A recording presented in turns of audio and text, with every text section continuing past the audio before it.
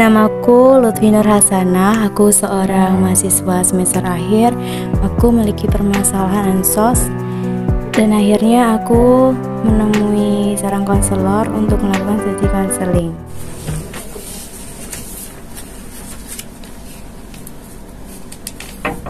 Assalamualaikum. Waalaikumsalam. Oh ya, sebentar. Silakan masuk. Ya Pak, terima kasih. Silakan duduknya dinyamankan terlebih dahulu, dipakai hand sanitizer.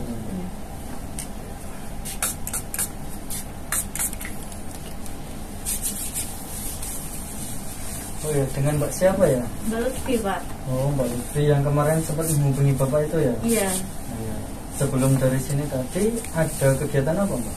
Saya ada praktikum di lab kampus, Pak. Oh, ada praktikum di lab kampus. Ya, ngomong-ngomong, bagaimana kabarnya hari ini, Mbak? Alhamdulillah baik, Pak. Alhamdulillah baik. Jadi semoga Mbak Lutfi tetap semangat meskipun dalam keadaan pandemi seperti ini.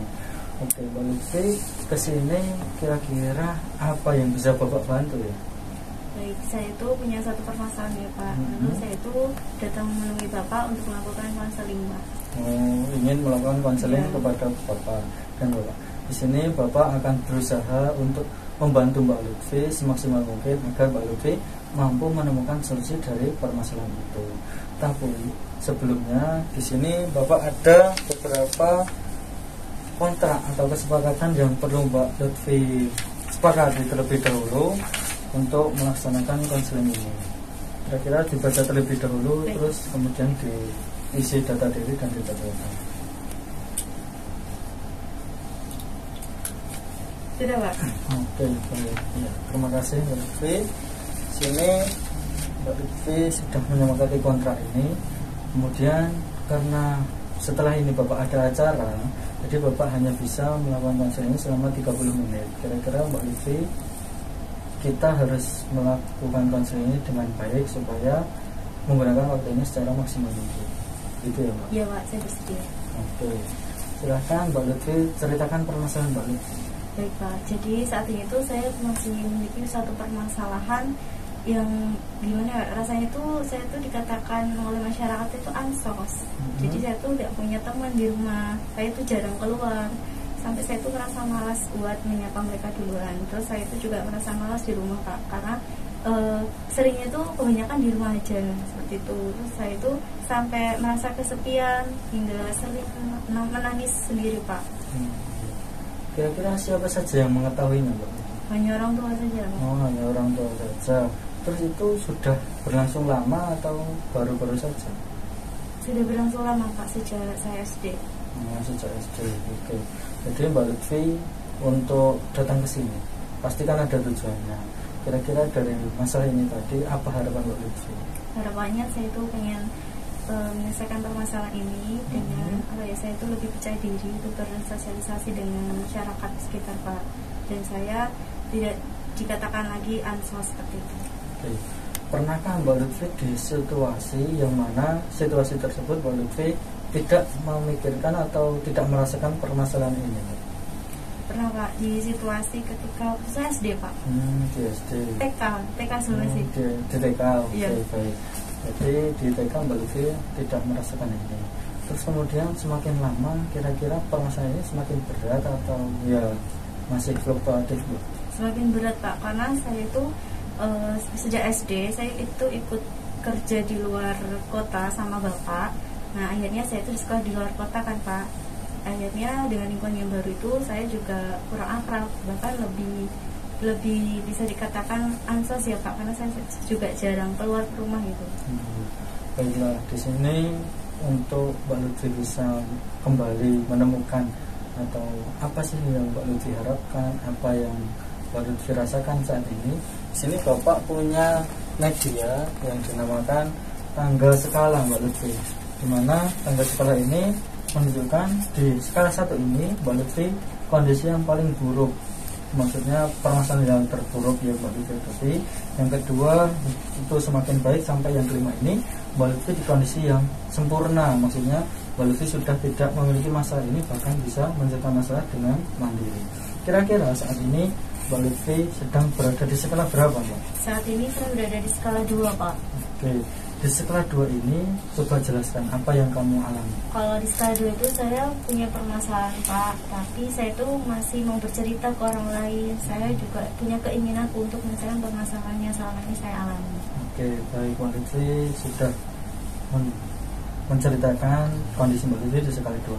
Kira-kira apa harapan Mbak Lutfi untuk menuju ke skala berapa, Mbak? Saya ingin ke skala 4, Pak. Oke, di skala 4 ini kira-kira bagaimana kondisi yang ingin Mbak Lutfi capai? Kondisi yang saya capai, saya bisa bersosialisasi dengan masyarakat sekitar. Kemudian saya tidak dikatakan ansos lagi dan menghilangkan pandangan-pandangan orang lain terhadap saya, Pak. Ya, baik. Untuk menuju ke skala 4 otomatis harus melewati skala 3 ini. Kira-kira di skala 3 ini bagaimana kondisi Mbak Lutfi? Kalau di skala 3 itu saya sudah punya keinginan ya, Pak, untuk menyelesaikan permasalahan. Cuman saya masih ragu, Pak. Masih berpikiran adanya pandangan orang lain terhadap saya, masih ansor gitu. Tapi padahal kan saya sudah melaksanakan yang terbaik, Pak. Ya, baik. Jadi Mbak Lutfi berharap dari skala 2 tadi menuju ke skala 4 ya, Mbak Lutfi? Iya. Oke, jadi Mbak Lutfi kira-kira dari sini Mbak Lutfi sudah menemukan nggak, maksudnya apa yang harus Mbak Lutfi lakukan? Sudah, Pak. Kira-kira apa, Mbak Lutfi?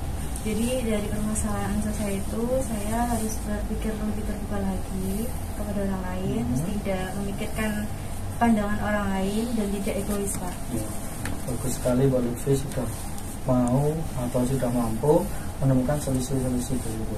Namun bisa untuk diperkuat lagi, kira-kira kalau saja nanti misalkan ini Mbak Lutfi nanti pulang ke rumah terus tertidur, coba sekalian Mbak Lutfi rasakan atau Mbak Lutfi sekalian dipejamkan matanya terlebih dahulu. Mbak Lutfi sekarang tertidur pulas, kemudian dalam mimpi itu Mbak Lutfi masih dalam saat ini, kondisi saat ini. Kira-kira apa yang Mbak Lutfi alami? Saya masih merasakan kesedihan yang mendalam, Pak, karena saya merasa kesepian, gak punya teman, terus saya mau ngapa-ngapain itu juga malas, gitu, Pak. Terus Mbak Lutfi dari mimpi itu, kemudian Mbak Lutfi berjalan-jalan di mimpi itu sampai berada di suatu taman, yang mana ternyata Mbak Lutfi dalam keadaan sudah rileks, sudah nyaman, dan Mbak Lutfi sudah menemukan teman-teman yang dekat, terus bisa bersosialisasi dengan baik. Kira-kira apa yang Mbak Lutfi rasakan? Tentunya saya merasa sangat senang sekali, Pak, karena saya sudah tidak merasa kesepian, sudah punya teman, bisa saling bercerita dengan teman, seperti itu, Pak. Oke, bagus. Terus ternyata ada teman-teman dari masa lalu Mbak Lutfi yang mendatangi Mbak Lutfi, terus merasa kaget dan masih berpendapat bahwa Mbak Lutfi ini masih orang yang ansos. Terus bagaimana sikap Mbak Lutfi? Sikap saya tidak akan saya akan menghiraukan pendapat media ya, Pak, ya, terhadap saya, entah saya dikatakan ansos, saya itu kurang sosialisasi dan sebagainya. Saya akan lebih merasa percaya diri, lalu saya juga akan lebih menyapa terlebih dahulu, Pak, dengan teman-teman saya. Oke, bagus sekali. Jadi dari mimpi ini kira-kira kesimpulan yang Mbak Lutfi alami mimpi itu apa? Saya akan lebih terbuka lagi dengan orang lain, Pak, lalu saya tidak akan egois lagi dan saya lebih percaya diri untuk menyapa orang lain di sekitar saya, Pak. Ya, bagus sekali. Harapannya Mbak Lutfi bisa melaksanakan solusi-solusi tadi dan semoga permasalahan Mbak Lutfi bisa selesai. Baik, Pak. Ya. Baik, terima kasih ya, Pak, atas waktunya. Ya, sama-sama Mbak Lutfi. Mohon maaf apabila Bapak membantu kurang bisa sempurna, mohon maaf sekali. Terima kasih Mbak Lutfi juga sudah mempercayai kepada Bapak untuk bisa melakukan ini. Iya, Pak. Jadi saya izin pamit ya, Pak, ya. Oh iya, terima kasih Mbak Lutfi. Mari, Pak. Ya. Assalamualaikum. Waalaikumsalam.